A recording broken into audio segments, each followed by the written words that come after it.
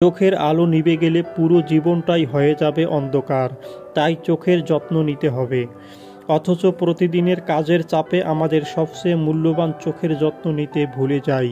কিন্তু লাইফস্টাইলে বা অভ্যাসে সামান্য পরিবর্তন নিয়ে আসলে চোখ সুস্থ থাকবে বলে জানাচ্ছেন বিশেষজ্ঞরা। চলুন তাহলে জেনে নেওয়া যাক যেসব কাজ করলে চোখ ভালো থাকবে। ঠান্ডা পানির ঝাপসা নেওয়া। আমাদের প্রত্যেকেরই কোনো না কোনো কারণে ইলেকট্রনিক ডিভাইসের দিকে বেশ অনেকক্ষণ তাকিয়ে থাকতে হয়। এছাড়া আমাদের সারাদিনে অনেকক্ষণ টিভিতে প্রিয় অনুষ্ঠান দেখি, তার জন্য তাকিয়ে থাকতে হয় টিভি স্ক্রিনের দিকে। এসব কিছুর ফলে সবচেয়ে ক্ষতিগ্রস্ত হয় আমাদের শরীরের অন্যতম গুরুত্বপূর্ণ অঙ্গ চোখের। বিশেষজ্ঞরা পরামর্শ দিচ্ছেন টানা কাজের মাঝে কম্পিউটারের স্ক্রিন থেকে অন্তত 20 মিনিট চোখ সরিয়ে ঠান্ডা পানির ঝাপটা দিন। সানগ্লাস ব্যবহার। সূর্যের অতি বেগুনি রশ্মির হাত থেকে চোখকে রক্ষা করতে চশমা বা সানগ্লাস পরার পরামর্শ দিচ্ছেন বিশেষজ্ঞরা।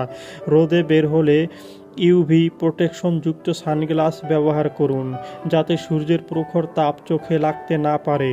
শাকসবজি। প্রতিদিনের খাবারের তালিকায় প্রচুর শাকসবজি রাখার পরামর্শ দিয়েছেন বিশেষজ্ঞরা। সবুজ শাকসবজি চোখের স্বাস্থ্যের জন্য খুবই উপকারী। এছাড়াও প্রতিদিন টাটকা ফল খাওয়ার পরামর্শ দিচ্ছেন তারা। সবুজ প্রকৃতির দিকে তাকানো। সকালে সবুজ প্রকৃতির দিকে তাকালে চোখ ভালো থাকে, এমন কথা আমরা ছোটবেলা থেকেই মা বাবার কাছে শুনে থাকি। চোখ সুস্থ রাখতে বয়সকাল পর্যন্ত আমাদের এই অভ্যাস জারি রাখা প্রয়োজন। পরিষ্কার হাতে চোখ স্পর্শ করা।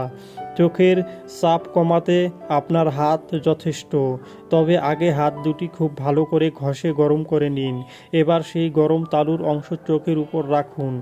বড় শ্বাস নিন ও নাক দিয়ে ধীরে ধীরে শ্বাস ছাড়ুন। ঘুমের সমস্যা কমবে এই উপায়ে, তবে সবার আগে হাত পরিষ্কার করে নেবেন। ধূমপান এড়িয়ে চলুন। চোখের স্বাস্থ্যের জন্য খুবই ক্ষতিকর ধূমপান। নিয়মিত ধূমপানের ফলে দৃষ্টিশক্তি এতটাই ক্ষতিগ্রস্ত হয় যে তা সমাধানের আর কোনো রাস্তা থাকে না।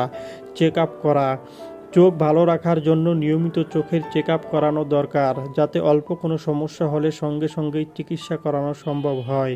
কারণ চোখের এমন বহু সমস্যা আছে যেগুলো আগে থেকে বোঝা যায় না। সমস্যা ঠিক সময় ধরা পড়লে চিকিৎসায় সুবিধা হয়। যারা আমাদের ভিডিওটি দেখেছেন তাদেরকে অসংখ্য ধন্যবাদ। সবার কাছে অনুরোধ থাকবে আমাদের চ্যানেলে নতুন হলে আমাদের চ্যানেলটি সাবস্ক্রাইব করে আমাদের পাশে থাকার জন্য।